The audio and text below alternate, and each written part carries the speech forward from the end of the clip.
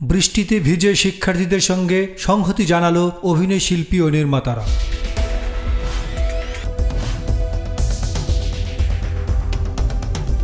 শিক্ষার্থীদের সঙ্গে সংহতি জানাতে রাজধানীর ফার্মগেটে দৃশ্য মাধ্যম শিল্পী সমাজের ব্যানারে সমবেত হয়েছে শিল্পী সমাজ। বৃহস্পতিবার বৃষ্টিকে উপেক্ষা করে এ সময় উপস্থিত ছিলেন মামুনুর রশিদ, মোশাররফ করিম, আজমেরি হক বাঁধন, সাবিলা নূর, আশফাক নিপুণ, নুরুল আলম আতিক, অমিতাভ রেজা, রেদোয়ান রনি, জাকিয়া বাড়ি মম, সিয়াম আহমেদ সহ অসংখ্য অভিনয় শিল্পী ও নির্মাতাগণ।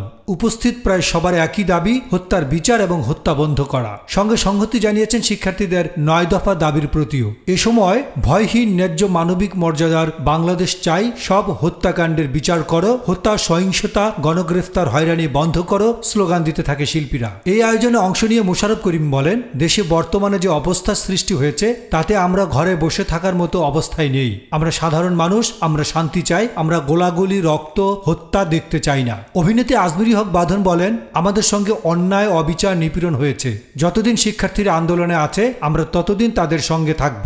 আমার যদি বিবেক থেকে থাকে তাহলে এই অবস্থায় মানসিকভাবে সুস্থ থাকার কোনো অবকাশ নেই। আল আমিন সেলিম, ডেস্ক রিপোর্ট, গণমানুষের আওয়াজ।